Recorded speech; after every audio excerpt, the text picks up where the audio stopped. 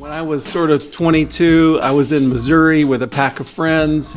We were driving across a bridge. We heard that people jump off this bridge about 75 feet in the air. And I thought, what if you land wrong? They're like, it'd probably go really bad for you. What if you land right? Even if you land right, does it rip your rear end in half to hit water at that speed? So that's the kind of thing where I was like, well, if people do it and you think that we won't be destroyed trying it, we've got to try it. And you jump off the bridge a couple of times.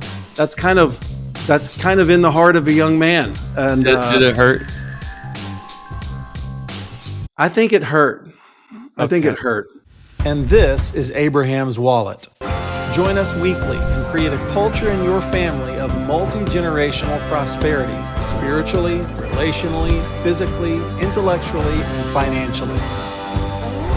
Run your home, your dough, like a biblical boss.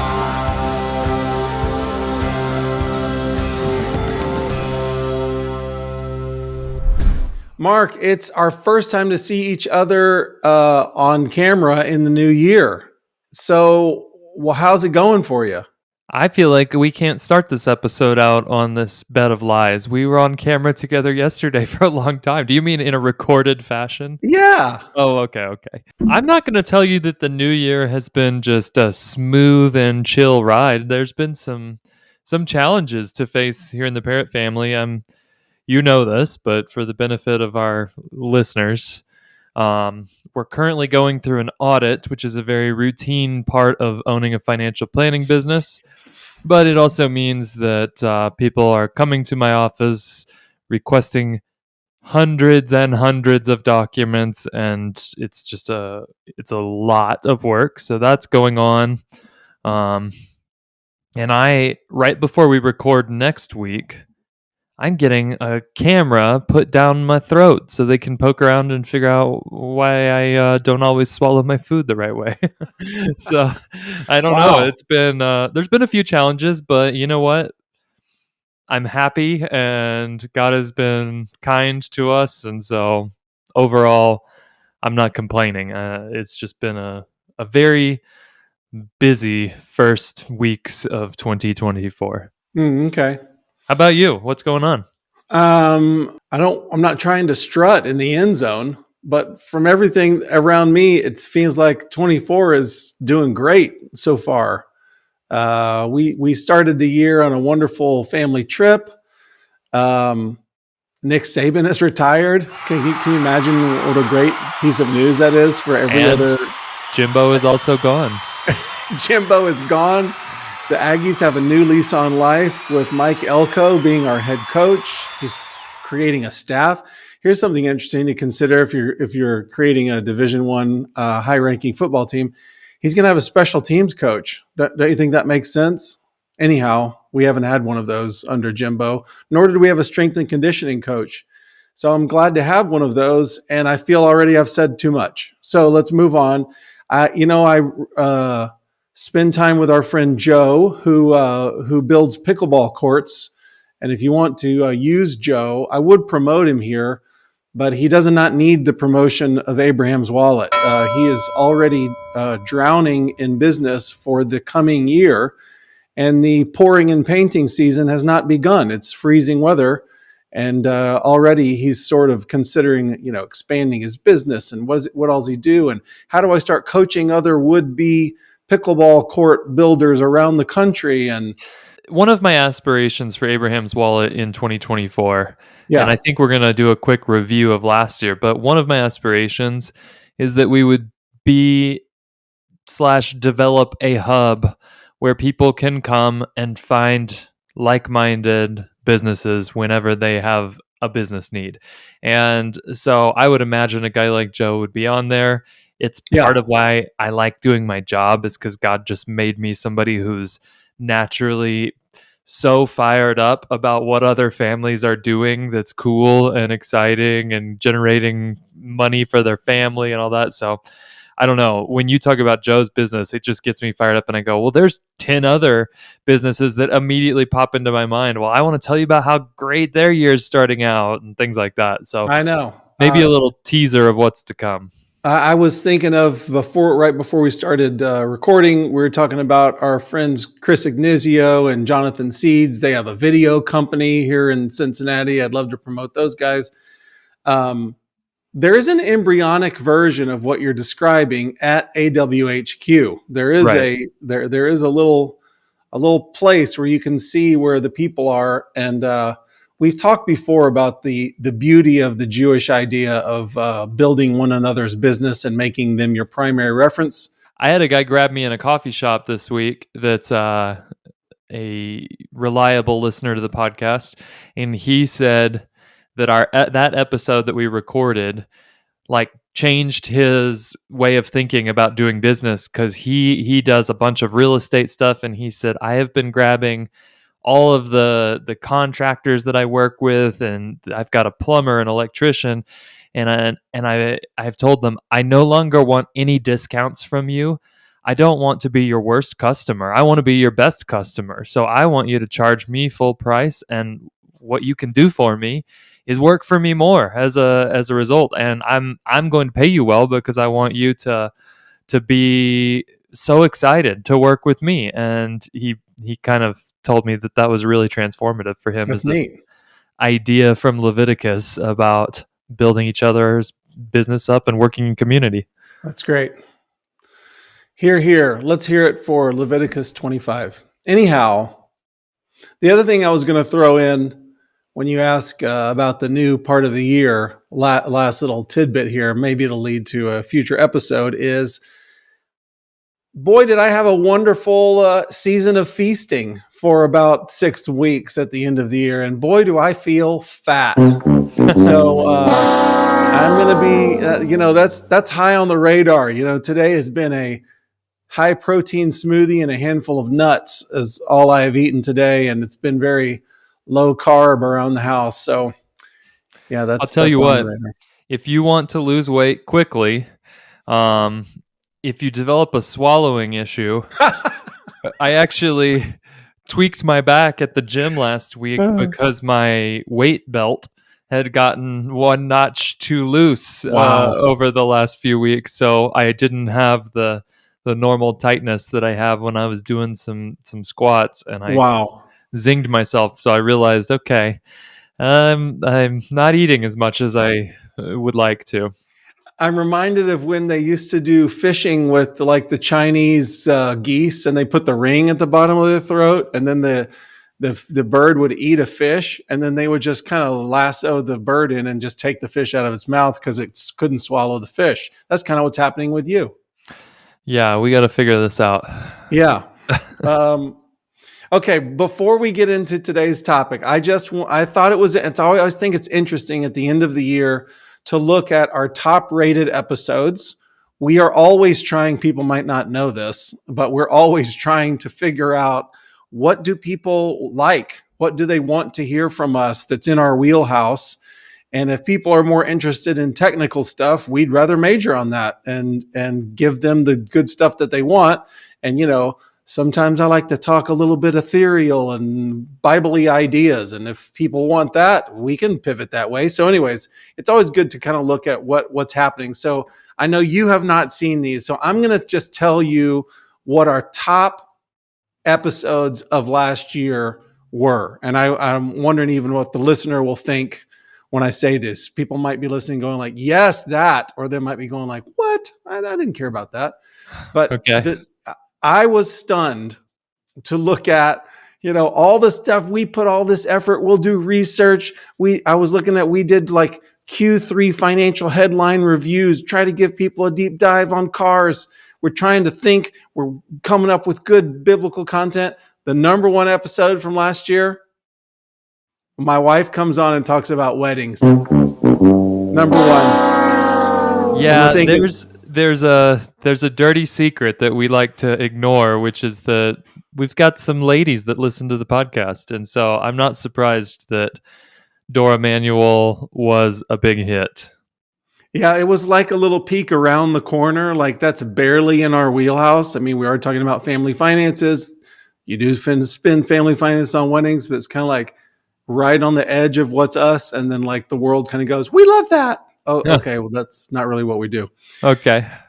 Number two, I was encouraged to see this. We're going way back. We're spending time in the spring here, way back in the spring. I guess the fall was a dormant time of steady growth, but not explosive. There were explosive episodes in the spring, and one was low-dough tactics. Does that surprise you? Low-dough tactics? I just was thinking we need more Lodo equipment coming up because it's going to Yes. be Lodo Feb before we know it. So, um, yeah, I'm a little bit surprised. I mean, I feel like we probably rehashed a lot of the same things we say every year in that episode, but hopefully it served people. Sure, and probably a new batch of listeners as well. Um, I was also really encouraged. I was encouraged that people were interested in the Lodo stuff. That's a good sign for our audience. Number two, I was encouraged that people were very interested in the divorce series that we did in the fall, talking about the problems around divorce, some of the money issues, and how to divorce-proof your marriage. I was very encouraged. Yeah, that one, because the follow up question I had for you that I warned you about is that I wanted to ask you about. Those are the ones that got the most run, but which ones were your personal favorites? And that first episode of the divorce series where we go through the biblical arguments and the different sort of even kind of explore the different positions for Yeah, where would a Bible anchored Christian, how would they think about divorce? Is it ever okay? All that.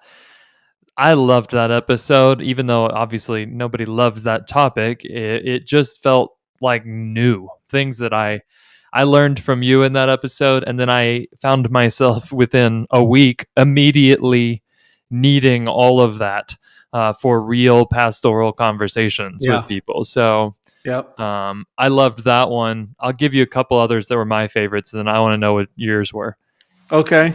I thought if you had told me before we recorded all these what's going to be the smash hit of the year, I would have said it's going to be what do families really spend in a month, where we took every budget that we've ever reviewed, anonymized and normalized all the data, and then gave you hard numbers. This is how much people spend on groceries, and this is how it changes if they have 4 kids versus 1 kid. Right. And so I actually thought that was cool, and it certainly did well. It didn't crack our top three, I guess. Yeah, right. Um, I liked, I guess my wife not as popular as yours on the episode, but she did come on and do the episode on talking to kids about sex, Yes. which I think she's really good at that particular I topic. thought that episode was fantastic. So I liked that one. And then this is not an episode, but there were 2 series that we did that I just thought, man, this is gold. One was the critical skills of money, where we just tried to say these are the things you need to develop if you're going to be good at handling money. Those Um, performed very well. They were some of our top episodes. and the other series that I really liked was the obedience series, where Hmm. we talked about the idea of obedience. We even used the Duggar family TV series Shiny Happy People to kind of, that was big in the news at the time, and we dug into, no pun intended, we dug into the Duggars. Hey.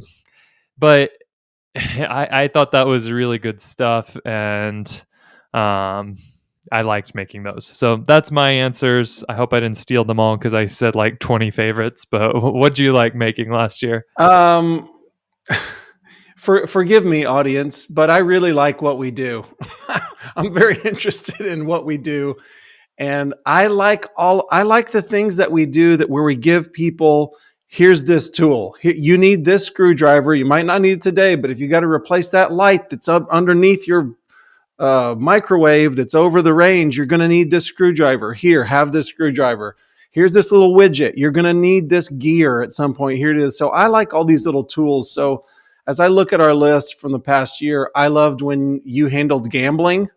I feel like, okay, well, I don't hear anybody talking about gambling. That's not happening in our churches mostly. You know, Um, you know what's happening tonight at Shabbat, Steve? you're having a poker game. we are having a family lesson because some of our friends in our community have decided they want to have a husband wife poker tournament tomorrow night. And pretty much none of the wives play poker. So it's like, can I give a little training? So yeah, Oh, but that is fascinating. we're not talking high stakes gambling or anything here, but yeah, we're going to do it as a social event. So I wish you would record that. That is so interesting. I love that. Um, so the little tools that we give off. We did an episode on how to bless a piece of property, like how to anoint it and hand it over to the Lord. I love that. the YouTubers you made a little YouTube short of you casting spirits out of a property. Yeah, And man, people thought you were a psychopath on that one. All the comments were like, "What is this nut job talking about?" So yeah, that was kind of fun. yeah. We did funerals. We did minivans. I just like these little. I feel like we want to kind of hit all of these topics, and weddings fits in there. So like we kind of populate out people's financial universe so that they know how to think about these things in a comprehensive way that sort of all agree with the scriptures and all go together. So I always love those little. Hey, you might never thought about this, but let's attack this one little topic like gambling. Yeah. So I love that. The only thing that we really fell on our faces on, I would say, this past year is we got out over our skis a little bit, and somewhere mid-year last year, I think I might have even promised to the people that there would be Abraham's Wallet merch last year Yes. available. And I know that at AWHQ, inside of our little community for the people who support the podcast, I shared images of some of that merch, Yes. and I still absolutely adore the stuff that was produced. So I still think that's coming. It's just I feel like if we're gonna celebrate the past year, we should also just say we know there's some things that need to be done, and um, I'm not going to tell you what exactly we're working on right now, but as support has grown for the podcast, we have some stuff that'll actually move the needle on making this thing Yeah. better, more frequent, larger audience, all of that. And so I don't want to do what I did last year and promise things that are in flight, but I'm excited about 2024. Yeah. I will jump in on your mea culpa and also say that we teased and started to promote a series, another sort of video podcast series called What the Church. And that's still very much in my heart. I'm all about it. But we have, I mentioned this before, and the merch store has to do with this as well. We are submitting ourselves to coaching, and they're kind of walking us through the steps that we need to build. And the step currently that we're working on is how to make this thing as efficient and high quality as possible. And if you would immediately raise your hand and go, I can tell you something you did that wasn't high quality, save your breath. We already agree with you. We're just trying to grow up in what we're doing here, and then we're going to build out around that. So, and I'm with you in saying I don't want to make any more promises except to say we're working on it. We're working on it. Let's talk about our ambitions. Okay, I'm a little worried going into this because I'm looking at my notes that I'm very excited about, and I see that we are like 18 minutes in. So here's what I want to say: that as I spend time with young men, and I'm at a time in my life where I can sort of see where my life has been leading. I'm not at the destination yet, but I've got enough track behind me that I get a sense of where we're going. So I'm at a unique place in my life. And as I spend time with young men, my experience tells me where they're going with the kind of decisions that they make. And there's a young man who's single that I spend time with regularly, and he's talking about the kind of directions that he wants to make with his life. And I honestly, Titus and Timothy come to mind as I talk with him. And I'm thinking, wow, there are major precedent setting decisions that he's making in his life right now. They're going to affect everything. So I kind of want to repackage maybe, I don't know, a fifth of what I'm going to say is stuff that we've already said before elsewhere. But I just want to talk about the ambitions of a man, and where they lead and what our ambitions should be long term. So I'll start in, and you can jump in wherever you want. You raise your hand and I'll defer to you. So my sort of opening thoughts that I scribbled down was I do not, because I'm going to be giving some like corrective instruction here. And I do not want to squash the God-given urge in men to go out there and test themselves and conquer something, to mix it up and get a bloody nose and have an adventure and spin themselves on behalf of something that matters, nor for them to even receive the due rewards of their courage and sacrifice. I don't want to stomp any of that. I love that for them. And I love seeing young men taking chances and measuring themselves. You and I have done that in our lives. We had a season of like going out there and trying some stuff out. I have a little buddy named Sam who is a school teacher, and he has picked up stakes and he's headed out to Arizona to kind of have an adventure and see what's out there and kind of spend a couple of years in discipleship training and try to start a little business. And he's just going to see what's out there. I think that's great. Then that kind of season of your life of going and trying stuff out, that's partly the box that gets checked in your college years. It's one of the reasons that I'm trying to encourage for my daughters that if they want a university experience, I want it to be far afield. I want them to have some kind of experience out there. I'm not trying to keep their world small. I want to be near them in old age. So that's going to happen. But I'm not trying to keep them as close to home and keep their experience as limited as possible. I think there's early years that are great. So what I want to warn against is the ambitions that don't lead where you're told they will. And they end up in frustration. They end up with you holding a bag of sand, thinking that you were holding gold the whole time. So it's the proverbial ladder that's leaning against the wrong house. And you can put a lot of good energy and attention in going up that ladder and go, wait, where did this lead? So we've talked about this. There are some ways that you and I have suffered from that because our ambitions weren't the way that we wish they had been. But I say suffer, yes, but suffer for the good stuff. So a couple of little, in introduction, I want to say that ambition is dicey territory and your ambitions really matter. I'll throw out two little verses for you.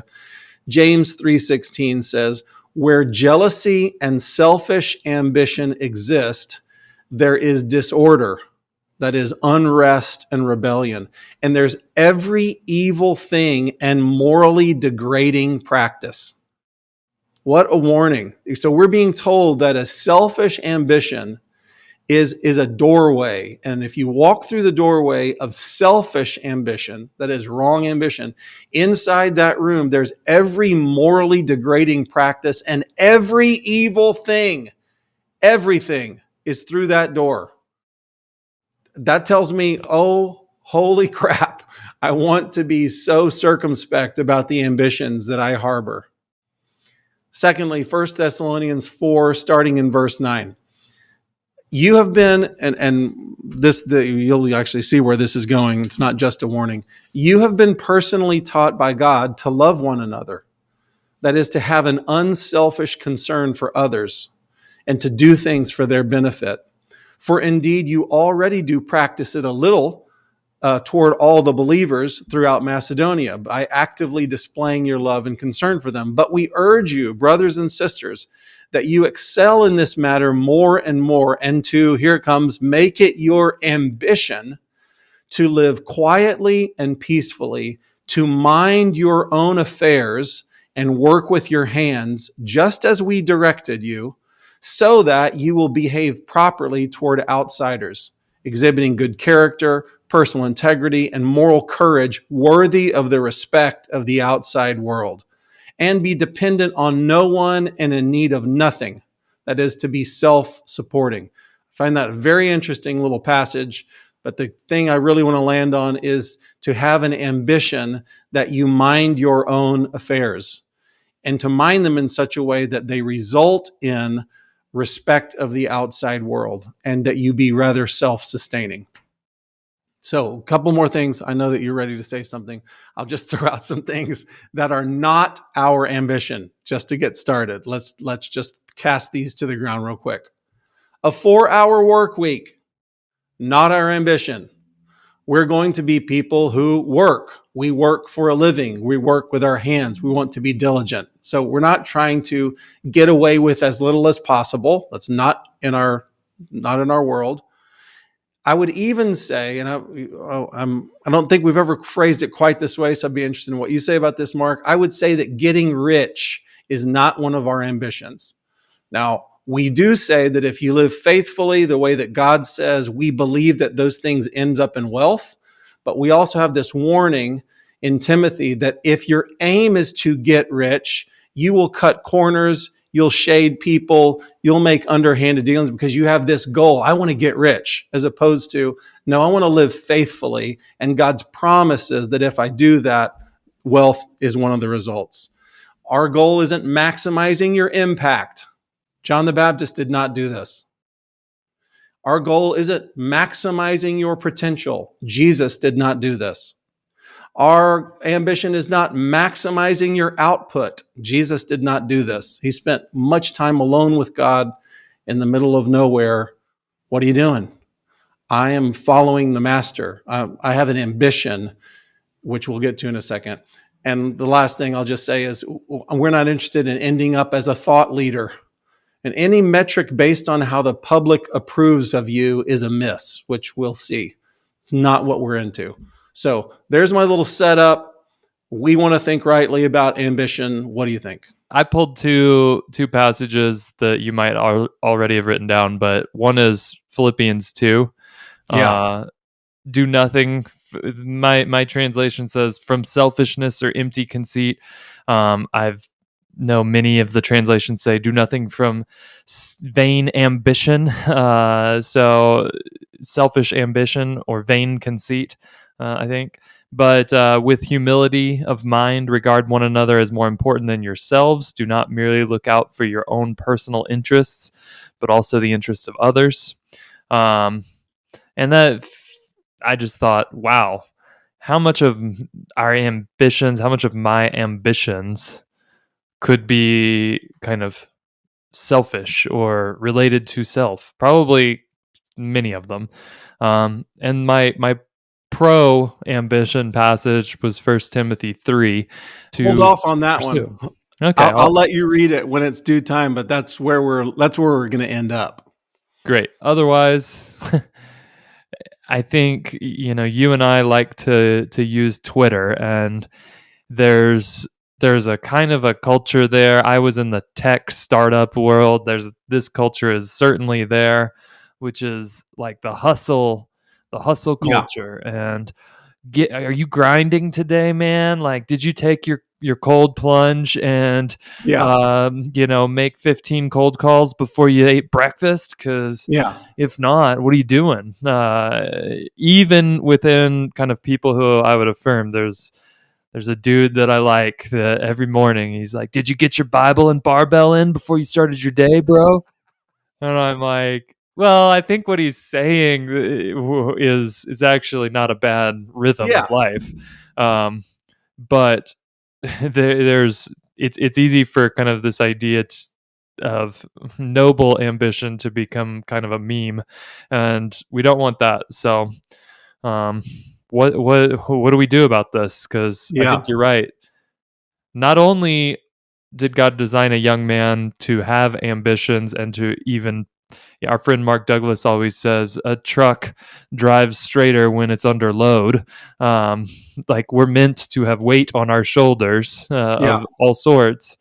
Um, I also think God just gave us joy in sometimes just plain, I want to know if I can do it ambitions. Do you think Yes, I could climb up that rock or lift that thing over my head? of I don't course. know. Maybe I'll try for 6 months and then be able to do it at the end. Yes. I always think of when I was sort of 22, I was in Missouri with a pack of friends. We were driving across a bridge. We heard that people jump off this bridge. It was about 75 feet in the air. And I thought, that seems scary to me. What if you land wrong? They're like, it probably go really bad for you. What if you land right? Even if you land right, does it rip your rear end in half to hit water at that speed? I don't know. So that's the kind of thing where I was like, well, if people do it and you think that we won't be destroyed trying it, we've got to try it. And you jump off the bridge a couple of times. That's kind of in the heart of a young man. And Did it hurt? I think it hurt. I think Okay. it hurt. Okay. Learning lessons is also in the normal path of a young man's Yeah, yeah. existence. So starting with, and so what I want to kind of draw a little map of is what's the road that you should walk down? And I'm kind of speaking to my 21-year-old friend here. What's the road that he should walk down? So in the vein of keeping your head down, that's the Stevie translation of 1 Thessalonians 4 is, minding your own business and minding your own affairs. I just say keeping your head down and minding your own affairs. Start with you. Start with who you are and seek to be a man after God's heart. So I'll just name 3 things under that heading. Pursue him in private and in public. Pursue God. When they say, hey, if anybody wants to come up and get some prayer at this thing that you're at, you should think to yourself, they're offering prayer. I want God. Somebody want to pray for me? Let's go.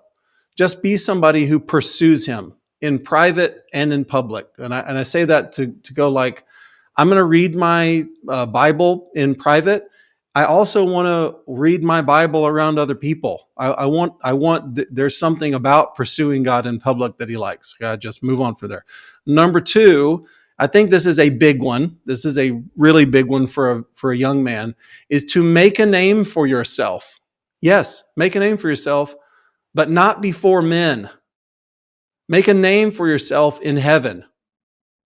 So that is distinguish yourself. Be the kind of man that would get God's attention, if I may. That if he's looking at the city, your city, and he's kind of going, who here wants it? Who here wants me? Because I'm the kind of God who tells secrets to people who want me. So, well, what we got here? And are you one of these guys who, I don't know, I went to the Christmas service, I didn't feel a miracle show up on me. Okay, great.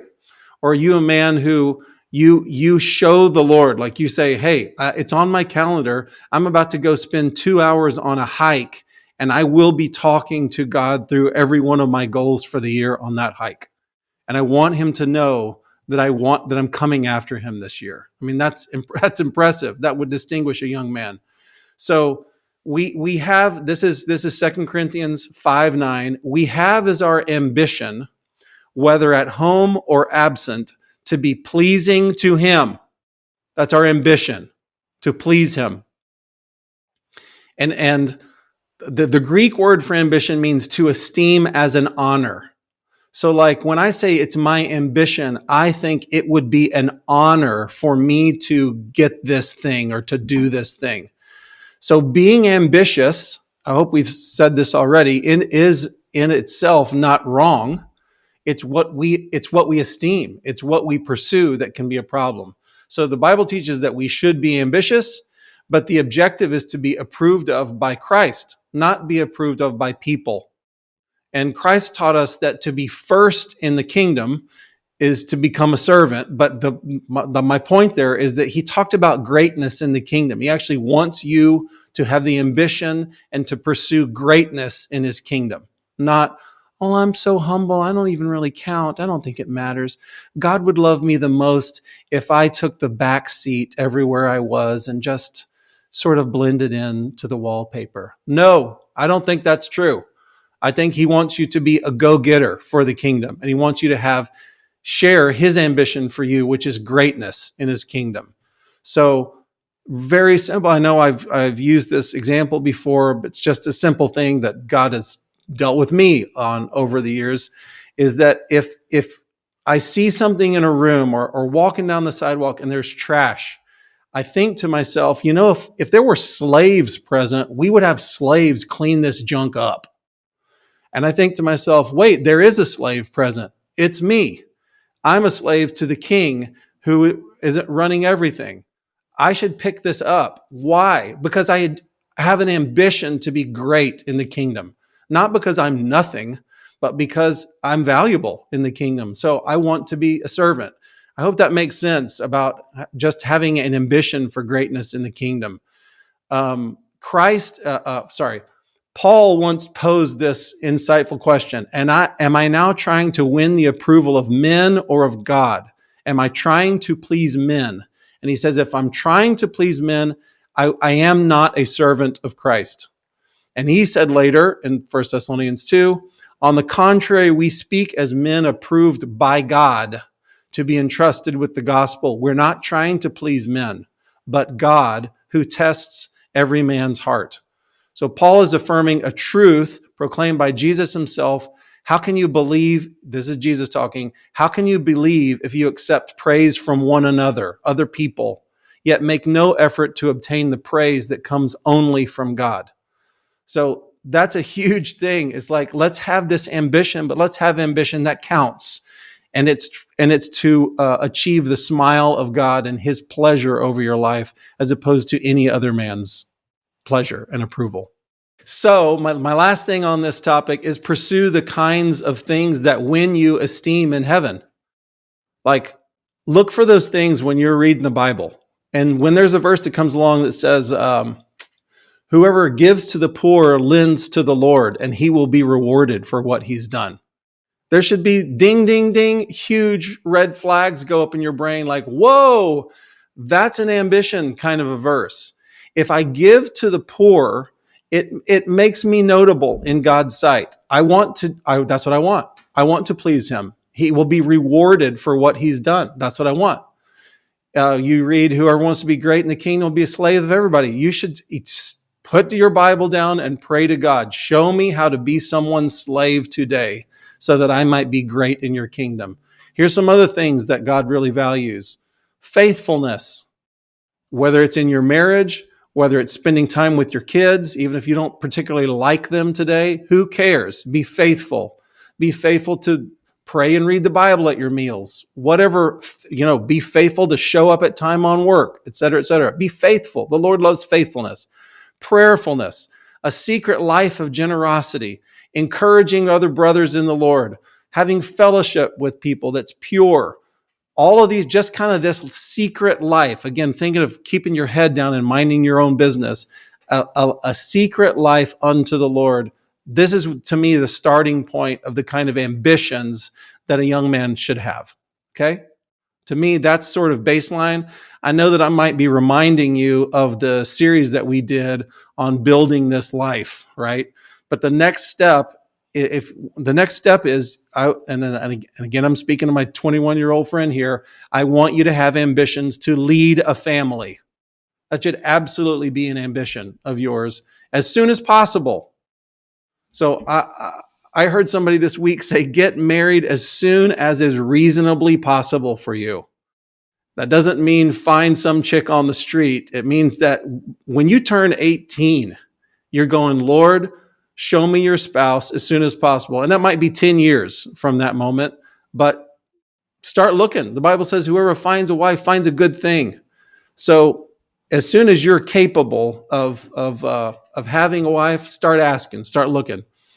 So, in a podcast conversation, last year with Jeremy Pryor, we talked about how God's entire plan for salvation and his entire strategy for dealing with Jezebel in the end times is through families, godly families. That's what each of us should want to build. And by the way, you get no points for building a public ministry at the expense of a family life. I think that's an old lie among evangelicalism, which is, it might cost me my family to lead this church or go on this mission trip or whatever, but it's worth it. No, not only is it not worth it, jettisoning your family biblically, but it disqualifies you from other outside kingdom responsibility. I have firsthand knowledge of big time pastors, a big time pastor profiled in Christianity Today magazine. And this is exactly what I want to be, actually bragging to his staff during a building campaign that he had told his junior high and high school age children, for the next 18 months, you don't have a father.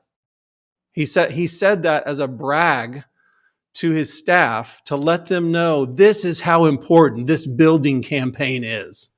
I've told my children they don't have a father for the next 18 to 24 months. Sheesh. That was proof to him that he was willing to pay the price for the kind of successful ministry that God desired for him. And I'm here to tell you this is mistaken ambition. Next Tuesday, so we're recording this on a Friday. On Tuesday, I'm actually recording one of our annual tradition episodes with our buddy Jeff Davenport. Nice. We're going to go through our favorite books that we read in the past year. And this one isn't going to make the list, but I actually read a book that was a compilation of Jim Elliot, the famous missionary. His diaries. And I want to be very careful here because Jim Elliot, great guy. Hero in many ways. Based on his diaries, my wife and I both read this book, and our response was this guy maybe the worst husband ever? Yes. Repeatedly talks terribly about his wife, both before and after married to her. And I just thought, this is ministry put way up front of a husband's primary duty. Now, maybe the error was that Jim was actually intended to be one of those single people that devotes everything to the kingdom. I don't think he was unfaithful or anything like that. So not disqualified for ministry from that angle. Just it kind of made us both go, this book that's supposed to be about how, look at this guy, he didn't even care about his wife. He was so single-mindedly focused on ministry. He ended up in our minds kind of going, we went, man, this is kind of actually sad. Yes. So just wanted to chip that in. He is a perfect example of the kind of guy I'm talking about. He is zealous for the Lord. He's willing to do any sacrifice. He wants his life to count. He wants to serve. And he just didn't understand God's plan. And he didn't understand what his ambitions should be. He is the perfect example of a guy that I wish I could have grabbed in his formative years. And he had a great heart, and he didn't understand some of these things. And I think that was common, very common a generation ago. I just don't think that's God's plan as I read the scriptures for what he wants for us. Okay, so on that note, have children, as many as you can stomach. As many as you and your wife can stomach without going insane. Have kids. We've talked about you should buy kids. And we say that tongue in cheek, meaning adopt kids. Foster kids. Have children. They are the number one asset that any man can have. The Bible says so in Psalm 127. Children are a treasure from the Lord. So you've got a wife, you've got children. Lead this family in the ways of God. Teach them the scriptures. Shore up their defenses against an accusing and pagan society. Husband them with care. Make sure that they rest and get good food and monitor their hearts and minds and encourage their spirits and shepherd your little flock. Does it have to be a large family? No, it doesn't have to be a large family. But take your little flock and shepherd them as unto the Lord, as if the gift of worship you can give God is how well you shepherd these people to know him, because their experience with you runs on a parallel track as their experience with him. And you want them to believe that he's good, that he's faithful, that he's wise, that he's a protector. So you embody those things to this small group of people. That should be every young man's ambition. And it's been a massive outing of the church that has not been preached as the ambition of every young man for the last 100 years. Can I get an amen? Yeah. Amen. And I think that as we say some of these, it's really important because there's people listening to this podcast and they're listening to a guy that's in his early 50s and a guy that's in his early 40s who don't, you have 2 kids. I have 3 kids. You got married in your 30s.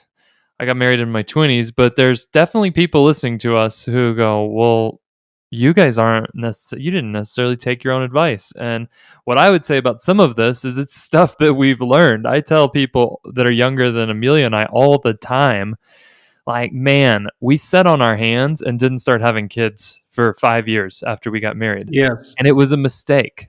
And Yes. I've heard you say, man, I went out and tromped around and tried to become a rock star for a lot of years that I could have been starting my family. And so 100%. I don't want anybody to hear this and hear us going, well, just listen to us because we know everything. Some of these things we've learned because we didn't walk the path the way we would counsel a younger guy to do it. And I was talking to my kids in the car the other day about grandparenting, and there had been some stuff that came up with grandparents that was tough. And I said, you know what? Our goal is to do a little better than our parents are doing. And Sure. you've got a tall order because you're going to have to do better than either of us. So that's kind of my hope that comes out as we talk about this stuff, is that we're not telling you we've done it all perfectly, and you could look at either of our families and go, well, wait, the numbers, they don't, So just wanted to kick that in. Yeah, that's great. Yeah, we're not saying be like me. We're saying be like the scriptures describe. So I'm as you can see, I'm painting with a very broad brush. I'm saying step one is to kind of take care of your heart, be a man who is pursuing God. Number two, raise a family that honors the Lord. And number three, and this is the last thing I'm going to say, is that you qualify for the really good stuff when you've hit those first two. When you've taken care of your own heart, being a man who pursues the Lord, and you've built a little family of faithfulness, then you qualify for the really good stuff. And this is really where I want our ambitions to aim. So I want you to be making a decision. I'm speaking to my dude here, 21-year-old. I want you to be making decisions right now at age 21 that get you where I'm about to describe by age 55 or 60, okay? So number one, your fruitful household should produce fruitful households. There's not a lot of Bible verses that talk about what the glory of an old person is, but I'll give you one. Proverbs 17:6. Children's children are a crown to the aged, and parents are the pride of their children. The Bible doesn't say that being a senator someday is a crown to the aged. It doesn't say that a second home in Boca Raton or being on the board of 4 charities or playing the great golf courses of the world is a crown for the aged. It says children's children are a crown for the aged.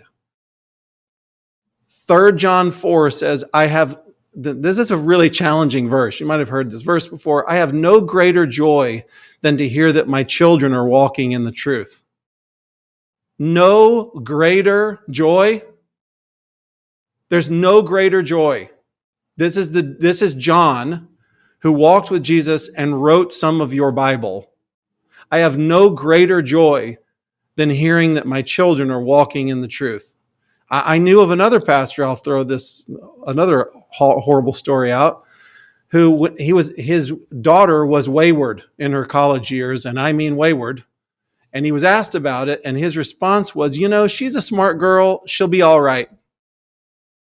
And went on to his ministry interests. That was the response.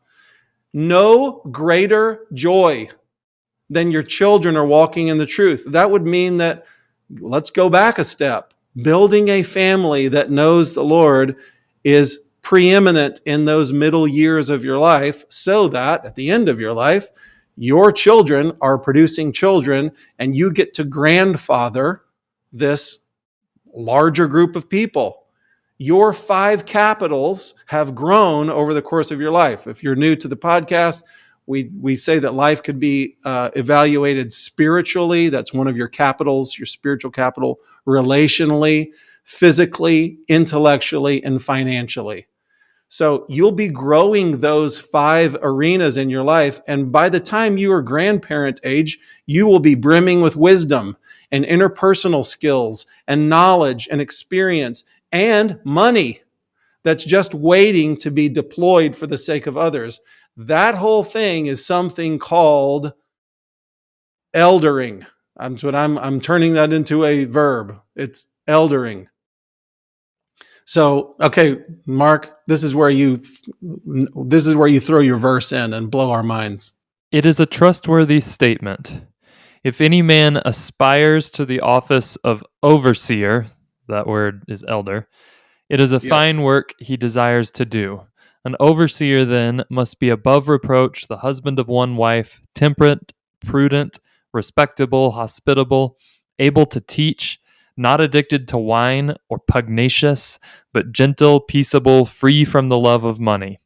He must be one who manages his own household well, keeping his children under control with all dignity. But if a man does not know how to manage his own household, how will he take care of the church of God? And not a new convert, so that he will not become conceited and fall into the condemnation incurred by the devil. And he must have a good reputation with those outside the church, so that he will not fall into the reproach and the snare of the devil. Man, you talked about selfish ambition and conceit being the gateway into every evil thing. And this passage, he reiterates that. It's like if we put the wrong person in this role, he's going to get hooked by one of these traps that the devil has set, which is basically conceit, and he'll start thinking highly of himself, and he'll get ripped out of the fold by the enemy. So I think that's something I had never really thought about. I always thought about this as well. It's kind of your tick list for what does a mature man look like. But yes, that first verse you read said, anyone who has the ambition of being this elder person desires a good thing. So it says anyone. That means anyone is eligible. Anyone is eligible as an 18-year-old. Now, it's going to take a lot of prep and faithfulness over the years to get there, but anybody's eligible. It also affirms ambition, doesn't it? This is a good thing to want. It's a good thing to set as your ambition. You just need to steer your ambition in the right direction. So, man, I wish that I could jump through this microphone and this camera and grab you by the lapels, give you a kiss on the cheek, and say, set your GPS coordinates to get here. Do whatever you got to do to put tools and relationships and knowledge and experience in place to get here, where you have lived a life of faithfulness, that when you're 60, there are 25-year-olds coming to you saying, how did you do it? What would you do in my position? I've been offered this great job that's going to kill my family. What should I do? Et cetera, et cetera.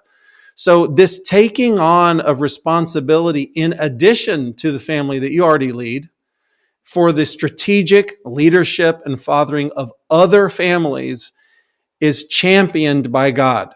And I just want to underline, if it's not totally clear, this is not less responsibility. Wasting your days away with a metal detector on the beach or a stack of Zane Grey novels in your comfortable nook with a blanket over your lap. This is more responsibility as you think of citywide issues about God's kingdom, helping people posture themselves towards God, family by family, or even regionally. I was sitting down with a young man just yesterday, went to coffee with a dude, and he's really having to take some responsibility. He's a young man, young family, but he's having to take some responsibility in another family because of crisis that's happening there. And I just told him Just put my arm around him and told him God is preparing him for something. And this burden is part of the training. And it's hard work. It is a burden. People have problems.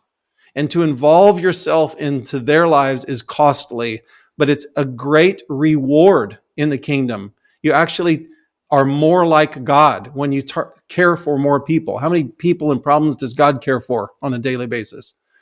And to involve yourself with them is costly, but whoever wants to be great is going to have to be the servant of everybody. So if you're 30 listening to this, you got a young family, you're thinking, that sounds fine as a 60-year-old. I'd like to do that. Well, I would just encourage you that there might be in the coming months, come into your monitor some situations where you go, this might be God setting me up to take a rep in this arena.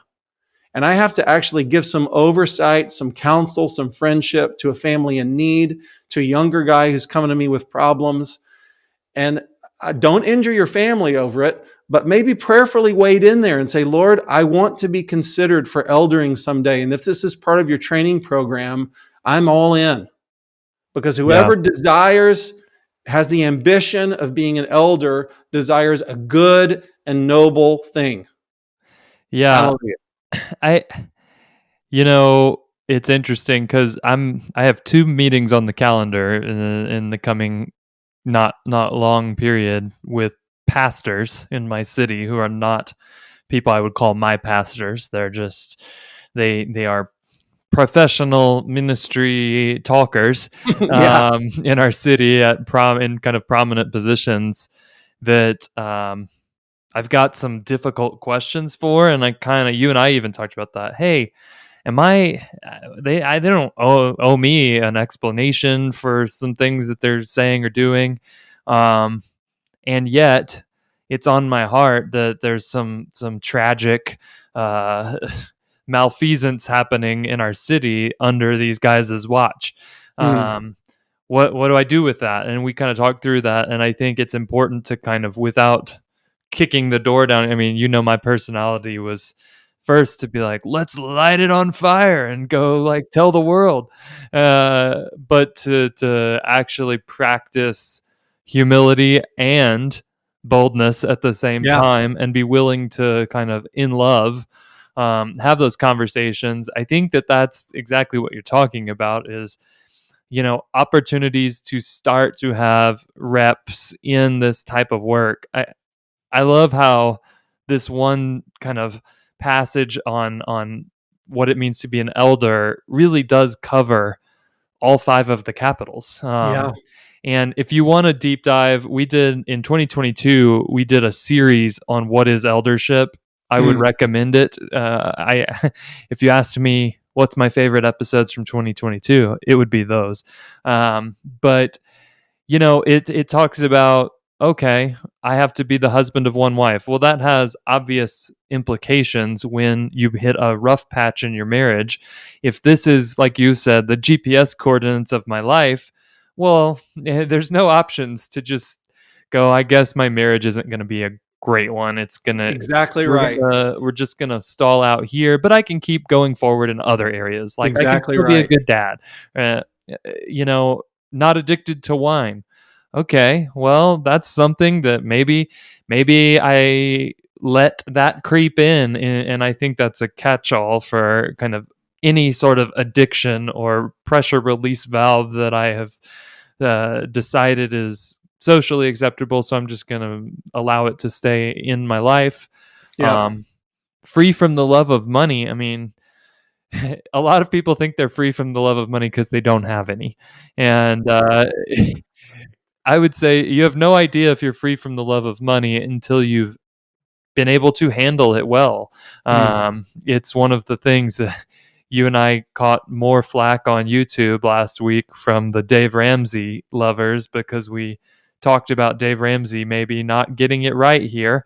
But we think that you have to grow up in your ability to steward wealth if Yeah. you want to be a trustworthy person. It does not mean you need to be rich to be an Yeah. elder. It means you need to have had experience in handling financial capital. So That's really right. all 5 capitals, spiritual, relational, physical, financial and intellectual are all mentioned in this passage. And I think it's we can talk about, like, do you want to be, have hands laid on you and named as an elder inside of a local congregation? I think that's probably a good ambition for a lot of people. However, setting a course heading towards this 1 Timothy 3 description is not limited to people who are someday going to be installed as elders in a local church. It is a description of what a mature son of God looks like when he's developed and kind of ready to speak and act on the Father's behalf. Now I'm getting into one of the other teachings we've done about the weos son, but I think that's the ambition. That's what you're going for, and you can reverse engineer your way all the way down to age 15. Yes, if you're pointing at this. And as fathers, I think we do that for sons and daughters when they're under our care in our households, and then we continue to do it for ourselves all the way up until we are dead. That's right. Well, I'm going to finish today with one little warning, and then I'm going to give you a slap on the butt and send you out of the huddle and onto the floor for the big game. So the one warning is out of Proverbs 13:4. I hope you feel a little bit charged up to go like, man, I'm going to be faithful today because I want this ambition that the Lord wants for me. And I'll just encourage you with this. This is my warning. Proverbs 13:4 says, the appetite of the lazy person craves and gets nothing because, as the Amplified version says, because lethargy overcomes ambition. But the soul and appetite of the diligent who works willingly is rich and abundantly supplied. Isn't that a great proverb? The soul of the lazy person craves and gets nothing because lethargy overcomes ambition. But the appetite of the diligent who works willingly is rich and abundantly supplied. So, I don't know if you're the casting out demons sort, but why don't we cast out the demon of laziness and lethargy and go, the things that God wants in my life, they're going to require all of my energy and all of my intentionality, and I want to set my life on this course. So what must I do today that will help send me one step further down this road that ends up in the kind of eldering, maturity, grandfathering leadership that God wants from me? Just a little word of warning. So, and my closing words are, did you want to say something about that? Nope. Okay. My closing words are, as I slap you on the rear and say, get in there, Foster. Go get them, fellas. I want you ambitious. I want you to grow your strength and experience. I know that a big, strong dog is going to knock over a lamp every once in a while. I've had friends with humongous dogs. Their tails are like whips and knock over everything. That's okay. Lamps can be replaced, but I want men who have this ambition in them. They want to pursue a life in God with every fiber of their being, as if, to borrow a phrase from an author that I really like, as if they were men seeking a prize, who buffet their bodies and their minds so that they can receive a reward and live out the good King's ambitions for them. Go get them. Hear, hear. Hey, if you liked this content, be sure to like it and subscribe and share it with somebody. And remember, no matter how you're doing in leading your family, God's love for you is huge and His grace is granted.